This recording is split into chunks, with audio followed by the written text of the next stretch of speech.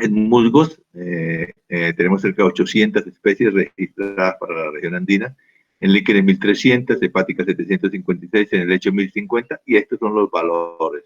Entonces ustedes ven que la región andina se concentra más del 65, del 69% de la riqueza en el componente vegetal. ¿Esto qué nos está informando? Simplemente que todos los procesos relacionados con la diversidad del hábitat, con la profusión del hábitat, con la diferenciación microclimática, ecoclimática, pues han servido como disparadores de la especiación, de la diversidad.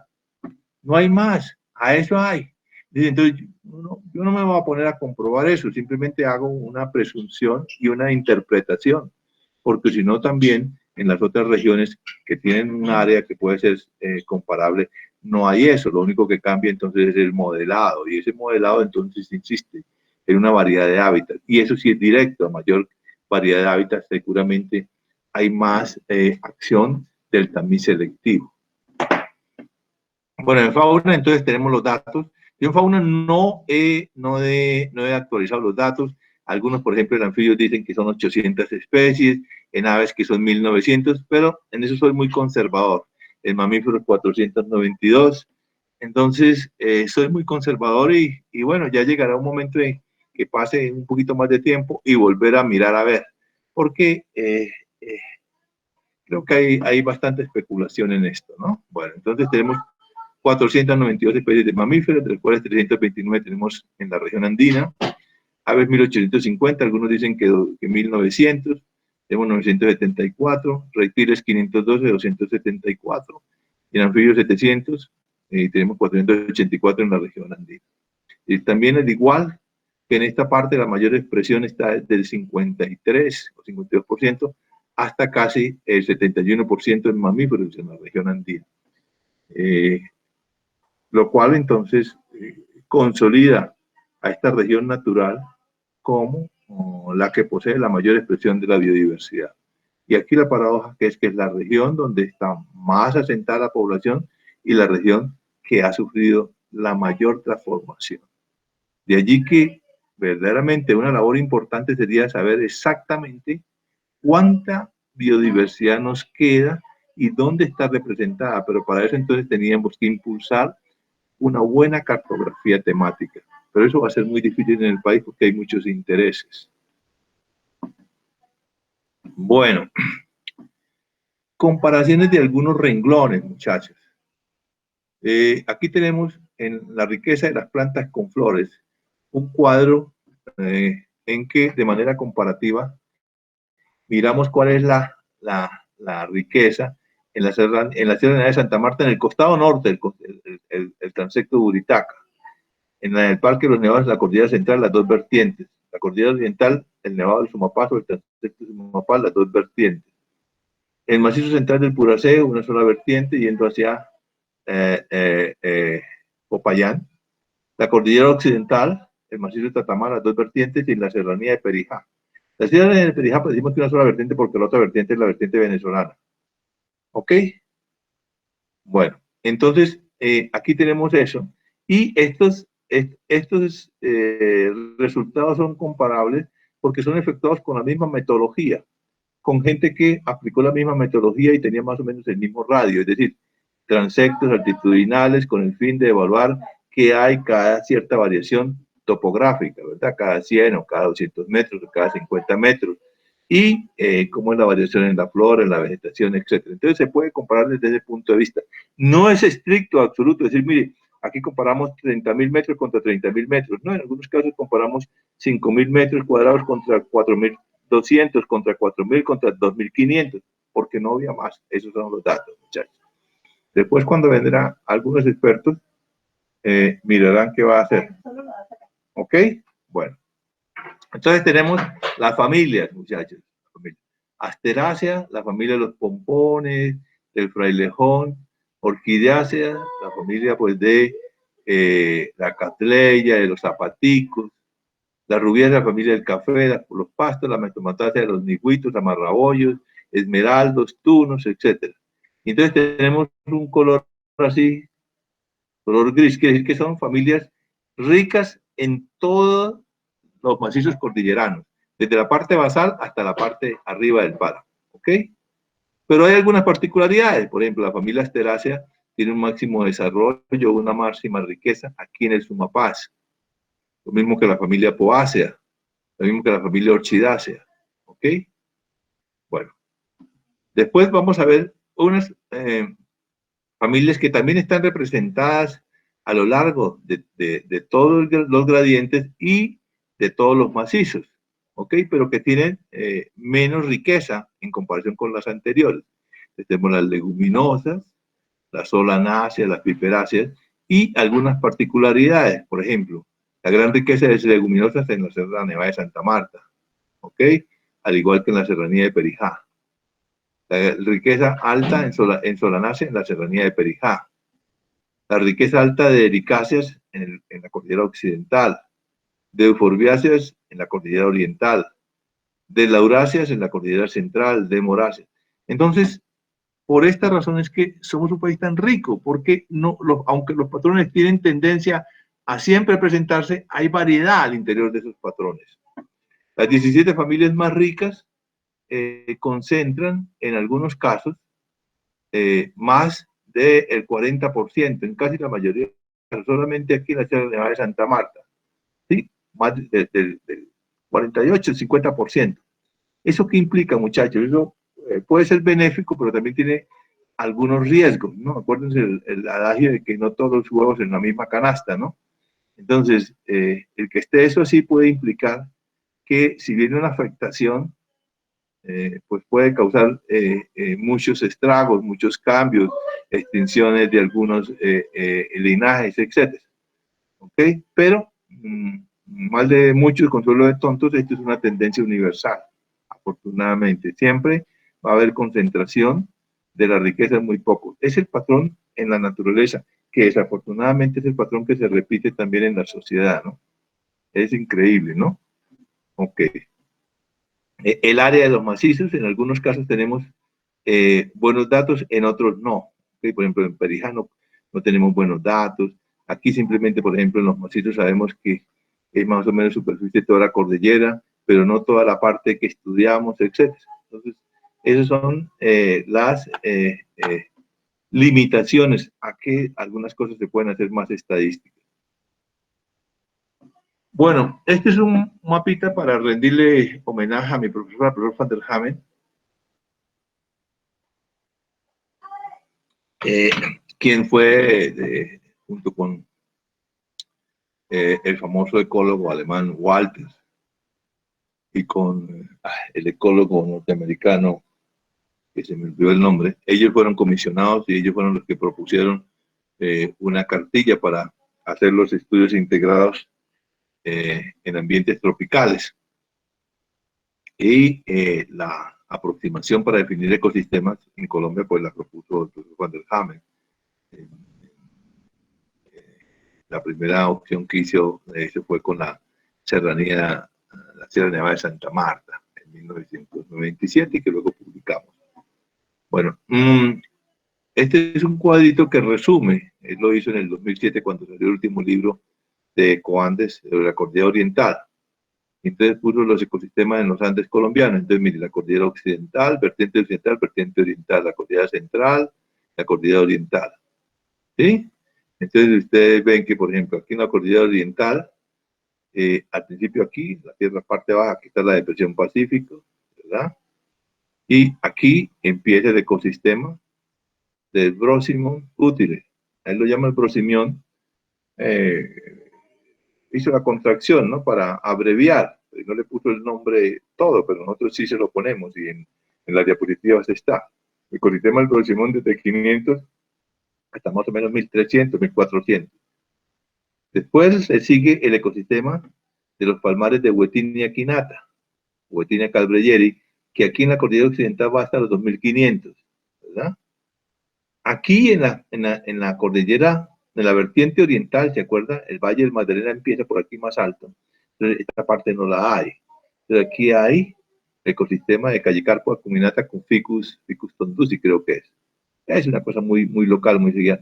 Pero está también el ecosistema del Huetinión. Pero este ecosistema del Huetinión, que es de amplia distribución aquí, Aquí solamente está en una franjita. ¿Por qué? Porque seguramente esta franjita es tan húmeda como toda esta parte. Después viene entonces aquí un ecosistema muy interesante que es el ecosistema de los bosques de robles, el querción. Aquí no, porque aquí no se presenta. ¿Okay? Después del ecosistema del querción, ¿sí? Aquí sigue el ecosistema dominado por Drimys granatensis, el Drimión, y por último el Ilición. Ok, que aquí en la media montaña es donde se presenta la diferencia tan grande entre las dos vertientes. Para la cordillera central, vamos lo mismo, ok. Aquí está la vertiente oriental, la vertiente occidental, ¿verdad? Vertiente oriental que va hacia el Magdalena, vertiente oriental que va hacia el Cauca. Entonces tenemos aquí, a partir de los 300 metros hasta los 800, aquí en la vertiente oriental, aquí en esta, hay un ecosistema de los bosques tropicales secos y casi que espinosos, con Randia culeata y especies de rubiáceas y otras leguminosas. Después viene el ecosistema de Acalifa diversifolia, ¿sí? En la vertiente occidental, la que da al valle del Cauca, pues la cosa empieza aquí más a los casi 400 metros, y está el ecosistema de Astronio graveolens, ¿okay? El diomate. Y luego aquí sigue el ecosistema del querción, igual que este ecosistema, tiene algunas diferencias, ¿no? ¿Ok? Y aquí en la vertiente oriental aparece el ecosistema de Diosmus conetanda, los bosques de lauráceas. Los bosques de lauráceas, perdón, los bosques de lauráceas. Aquí, el mismo, otro ecosistema, pero dominado por la misma especie de Diosmus, pero acompañado aquí por Palicuria angustifolia. Aquí llega el ecosistema del querción, la vertiente oriental en esta. Aquí no está el ecosistema del querción. En la vertiente occidental, en la parte más alta, está el ecosistema de Neurolepis y Oreopanas. Y en la vertiente oriental, el ecosistema de Speromelis ferruginea. En la vertiente oriental aquí, ¿ok? Pues pasamos a la cordillera oriental, que aquí no está. Entonces tenemos esta es la vertiente llanera y esta es la vertiente del Valle del Magdalena. Entonces, ecosistema de Astronio malpigión, luego el ecosistema del querción muy chiquito, luego otra vez el ecosistema de Astronio malpigión y luego un ecosistema dominado por especies de Clusia. En la cordillera, perdón, en la vertiente occidental, entonces tenemos los bosques con maticia, la bombacácea, hoy en día malvácea, y el ecosistema de Neurolepis. Mire, Neurolepis con especies de Miconia, aquí Neurolepis con especies de Oreopana. Bueno, hoy en día, en la publicación que les mandé de 2015, ¿verdad? En la publicación que les mandé de 2015, perdón, en la publicación que les di de 2015, todo esto, pues lo actualicé, ¿ok? Y lo corregí en algunos casos, pero este era como para darle un reconocimiento a quien inició, ¿ok? Entonces hoy en día ya lo sabemos con más detalle. Y ustedes lo tienen en la separata que les mandé de la riqueza de la flora de Colombia. Perdón, la distribución de la biodiversidad de Colombia. Bueno, entonces terminando esa parte, vamos entonces a tratar lo que siempre hacemos al final de cada una de las regiones naturales. ¿Qué se sabe de la evolución de su flora, de sus ambientes, en el transcurso de la historia geológica, de los cambios en las eras, en los periodos, cómo se han comportado los ensambles bióticos, qué ha pasado con las afectaciones al medio físico, etc. ¿Ok? Entonces vamos a ver historia de la flora y la vegetación desde el terciario, ¿ok? Desde 60 millones de años para acá. Más viejo pues también lo hay, pero no entramos mucho en detalle porque son cosas completamente o muy bastante diferentes y no tenemos bastante detalle en algunos casos. Esta es la diapositiva del trabajo de Hernando Dueñas y Tomás Van der Hamen, ¿se acuerda? Sobre el mar de los llanos, ¿okay? Que nos sirve como un punto de arranque. Bueno, todo lo que ha sido la evolución paleoecológica y la evolución geológica histórica de la región andina tiene un fundamento clásico en los trabajos del profesor Van der Hamen y sus colaboradores en su escuela desde el 50. En 1981 creo que salió este artículo clásico sobre la especiación en la cordillera oriental, en donde él de una manera muy resumida propone un modelo de cómo pudo ser el proceso de levantamiento desde las fases iniciales hasta las fases finales, y luego cómo durante algunos periodos había habido afectación por descensos bruscos de la temperatura, es decir, las glaciaciones que habían influenciado en los límites de la distribución de esa biota. ¿Ok? Bueno, este matachito que es clásico, entonces nos muestra cómo ha sido el proceso de ascensión o de alzamiento, ¿okay? O levantamiento, ¿ok? De la cordillera. Y nosotros trabajamos siempre con la propuesta de Cuatro Casas, que luego el mismo profesor Van der Hamen, Clef, pues la hemos redondeado en dividir el espacio andino como en tajadas de un ponqué. Entonces el rojo, el rojito, esto es lo que es la parte tropical, ¿sí? El azul es el subandino, el azul más fuertico el andino y el amarillo el páramo. ¿Ok? Aquí están los colores. Aquí hay alguna cosita mal. Okay, el páramo, el superpáramo. El subpáramo no se ve, el bosque tropical es este, el rojito. ¿Ok? Y el subandino es el azulito. Entonces, hay un desarrollo de la flora y de la biota acorde con el levantamiento. En la medida en que se iba presentando esas presiones de las placas, pues parte del zócalo se iba levantando. Y este levantamiento, pues, fue consolidando los ensambles. Entonces, aquí tenemos la cronoestratigrafía. Aquí tenemos las eras, terciario, cuaternario, ¿verdad? Las épocas, Plioceno, Pleistoceno, Mioceno, ¿ok? Aquí Mioceno que nos lleva más o menos desde los 18, 20 millones o 25 millones hasta los 6 millones de años, aquí cuando empieza el Plioceno. Durante esta época es que empieza la fase de elevación más pronunciada, ¿ok? Entonces, cada una de estas eras, etapas, fases, tiene una parte inicial que se llama temprana o inferior, una parte media y una parte superior o tardía. ¿Ok? Bueno. A ver, muchachos. Entonces, con base en los análisis de polen de diferentes columnas, yo ya les había mostrado eso a ustedes en la clase de la orinoquía. Por ejemplo, de diferentes columnas de sitios con edades diferentes, pues esos espectros palinológicos se fueron interpretando para saber de dónde provenía la influencia de esos linajes. ¿Okay? Entonces tenemos los más profundos son los del Salto Tequendama y los más recientes son los de Chocontá, etc. Entonces después se hace una correlación y esta correlación pues permite entonces trazar un cuadro. Esos trabajos básicos del 50 hasta el 70 del profesor Van der Hamen han sido corroborados por sus estudiantes. El profesor von Histra, que fue el que sucedió al profesor Van der Hamen, el profesor Histra también ya se retiró, hizo su tesis de doctorado sobre el desarrollo de la flora y toda la historia nueva de la sabana de Bogotá, con base en la perforación de Funza de 500 y pico de metros que se desarrolló. Eso fue en la época del 80.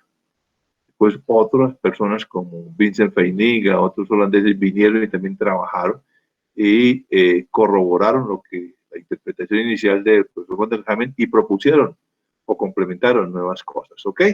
Bueno, entonces ustedes ven aquí, muchachos, unas cosas que dice, por ejemplo, en la parte baja y media de aquí del Plioceno, ustedes ven que aquí había unas montañitas muy chiquitas, ¿verdad?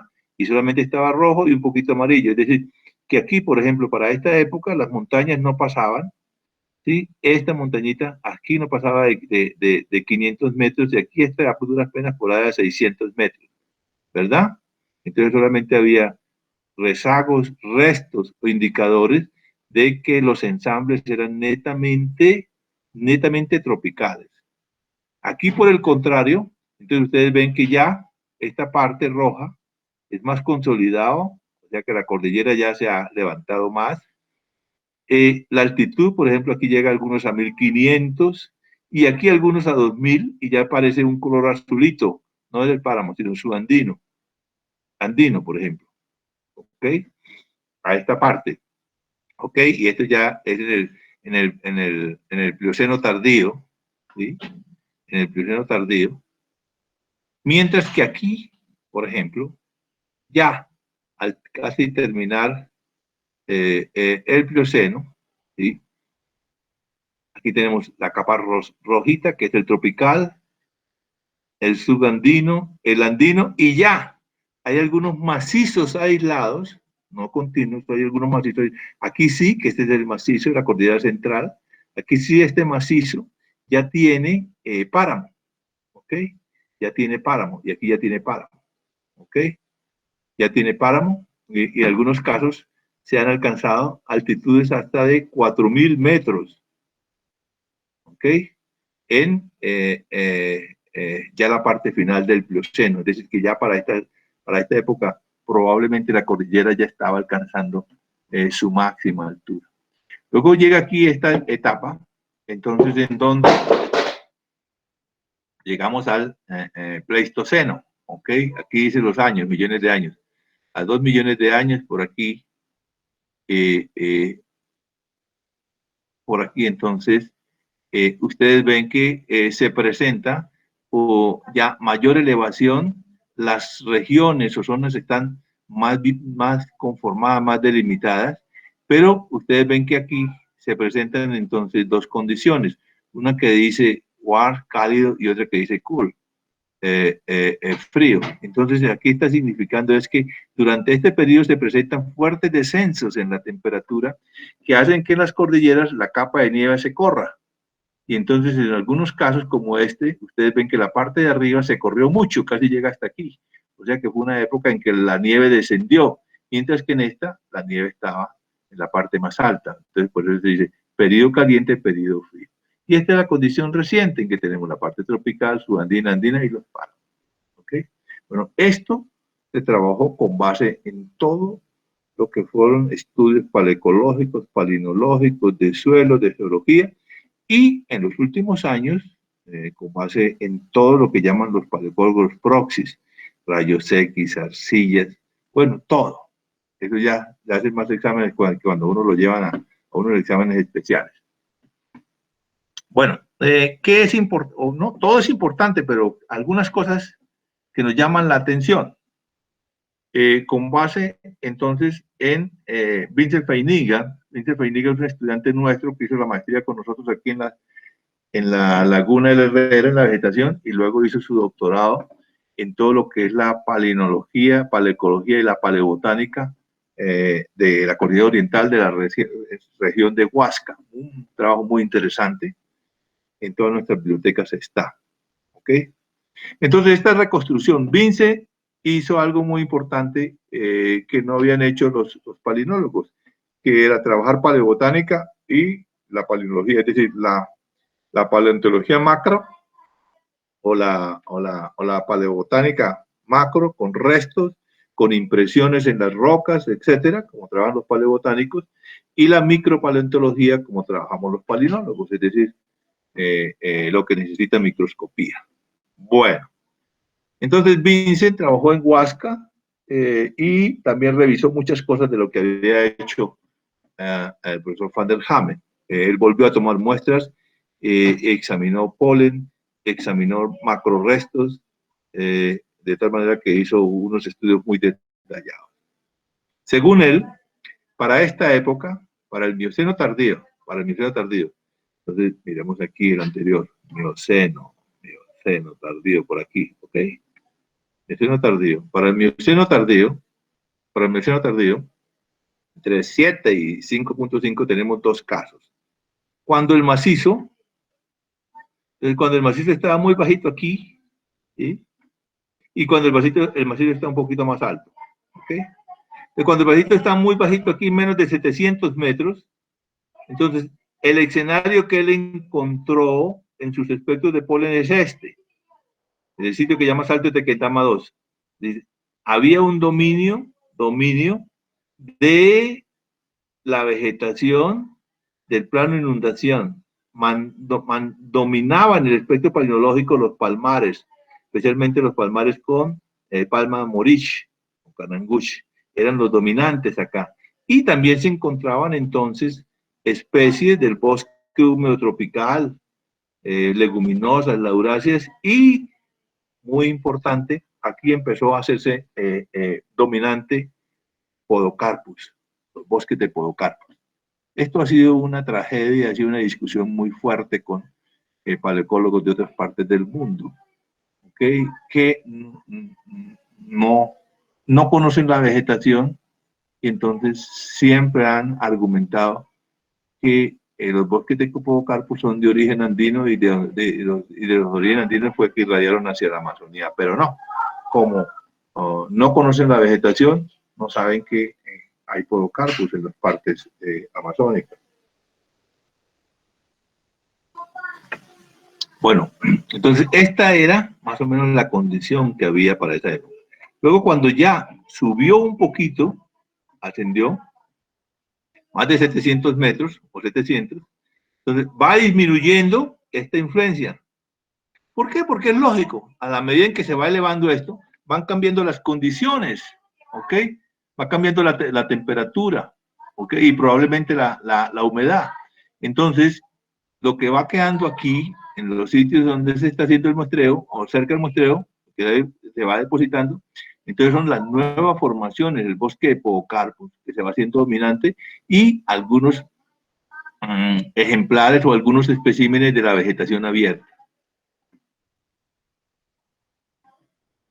Cuando ya llegamos entonces al Plioceno, ¿sí? Ya pasamos de aquí estamos ahorita en esta condición, pasamos aquí, entonces ya es muy pobre o es muy poca la influencia, de la vegetación de los planos amazónicos y orinocenses, ¿verdad? Ya no hay casi. Entonces ya el ambiente es netamente ambiente cordillerano andino. Ya estamos a más de 1000 o 1000 metros o 1000 metros o más. Y entonces, esos bosques de Podocarpus que están por las laderas, ¡pum! La parte alta empiezan a ser dominados por especies de diosmos. Entra en juego un nuevo elemento. Así es como se presenta la sucesión en ambientes naturales. ¿Ok? Esto sería una línea de sucesión natural, con base en la topografía, en las partes bajas estas, en las partes medias estas y en las partes altas estas. ¿Ok? Aquí ya llega Diosmos. Entonces ya el ambiente más cordillerano en esta época, entre 5 y 4.8 millones de años antes del presente. Ya subiendo un poquito más, ¿verdad? Entonces tenemos en el Plioceno medio y en el Plioceno tardío. ¿Qué quiere decir? Que ya nos estamos llegando al Pleistoceno, 2 millones de años antes del presente, 2.5 millones. Ya todo estaba consumado, como dice el pasaje bíblico, ¿no? Ok. Entonces tenemos este es el diagrama, por ejemplo, de la formación Facatativá. Ok, ustedes ven aquí la convención. Esto quiere decir representantes del bosque subandino y este es el del bosque andino y aquí ya lo del subpáramo. Ok, entonces ustedes ven que todo era dominante esto, todo era esto. Y entonces la altitud ya, paleoaltitud ya se tenía casi 2000 metros de paleoaltitud. Y entonces ahí tenemos la zonación. Ya no aparece muchos registros en el polen, porque por supuesto, ya eso quedó muy profundo. Entonces ya lo que se va presentando es la sucesión, los bosques de Podocarpus, los bosques de Diosmos, y aparece un nuevo jugador, los bosques de Cucharo, de Mircine. ¿Ok? Los bosques de Mircine que se hacen dominantes. Un poquito más tarde, ya en el Plioceno tardío, entonces ya la paleoaltitud llega a los 2700, 2800 metros. No hay rastros de elementos de la selva y los planos tropicales. Y a los bosques de Mircine empiezan a dominarlos los bosques de Mírica. Ok, Mírica, la Cruz de Mayo, un arbolito que es muy dominante en el sistema andino, ahora lo llaman morela, los taxónomos le cambiaron el nombre, Mírica parvifolia, morela parvifolia, Mírica ferruginea y ahora es morela ferruginea.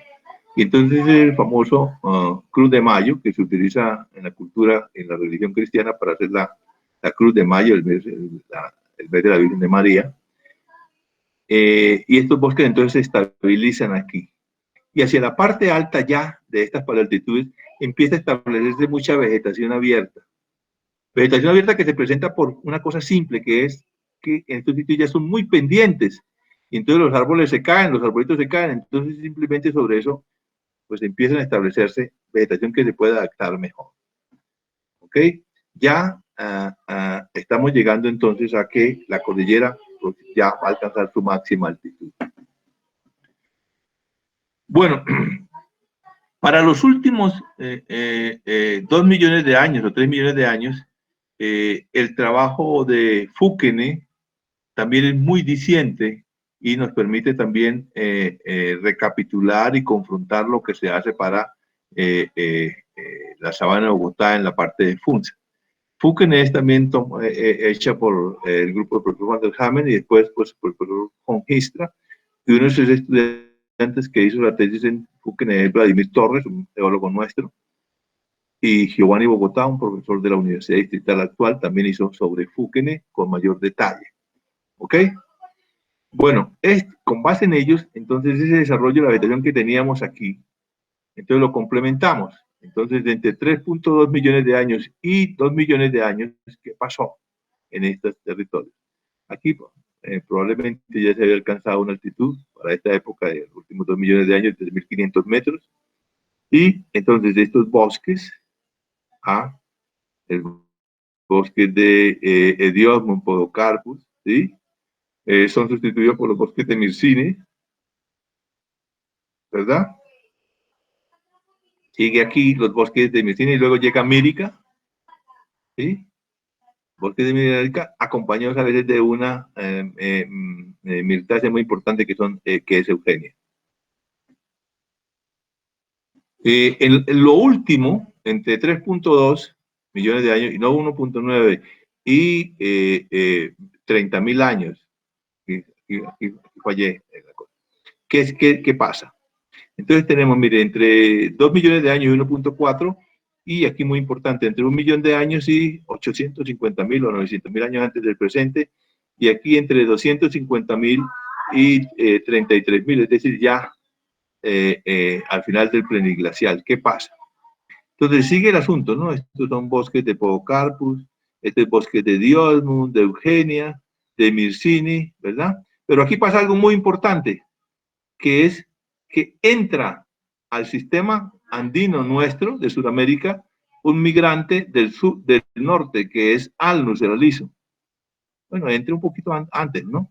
Y empieza a dominar todos estos bosques.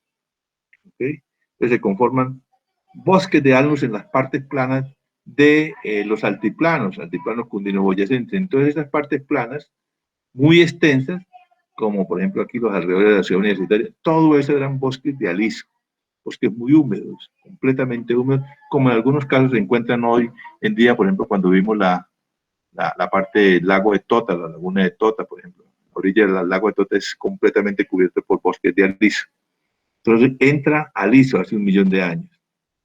Y otra cosa es importante, que más o menos hace 350.000 años llega otro migrante de aquí, que es el roble, Quercus, y empieza a dominar, y se hace dominante entonces las vertientes. ¿Ok? Entonces ustedes se imaginan, muchachos, así como el proceso natural, ¿verdad? Ok, aquí están los bosques de Podocarpus, y son sustituidos por los bosques de Diosmund, son sustituidos por los bosques de Mircine, son sustituidos por los bosques de Mírica. Cada sustitución de esos biomas, por así decirlo, implican unos cambios muy fuertes en las condiciones ambientales. Cambió la precipitación, seguramente cambiaron las condiciones del suelo, probablemente hubo muchas catástrofes por erupciones volcánicas, por movimientos del mar. Uno no se puede imaginar cómo sería el escenario, pero tuvo que ser muy, muy fuerte para que estos bosques, por ejemplo, fueran subyugados, fueran completamente dominados por un invasor, como en este caso era Quercus, o como un invasor que en este caso era Alnus, ¿ok? Y se mantienen hasta las condiciones. Todos esos bosques de robles que son tan típicos en nuestras cordilleras son entonces formaciones muy recientes. Y por eso en algunos casos no conocemos toda su historia y ya las hemos transformado en gran parte de ese territorio. Ese es el drama. Bueno, entonces la historia paleoecológica, paleoambiental de nuestro sistema andino es muy rico, muchachos, y es muy variado, como ustedes vieron, ¿ok? Y tenemos una historia muy bien documentada de esos grandes cambios, desde la influencia de los ambientes tropicales básicos, las selvas y los bosques orinocenses y amazónicos, hasta cuando la cordillera empieza a levantarse. Y ese levantamiento de la cordillera entonces implica unos cambios en la temperatura, cambios en la circulación de los vientos, cambios en la precipitación. Entonces esos cambios hacen que haya unas especies que se adapten mejor.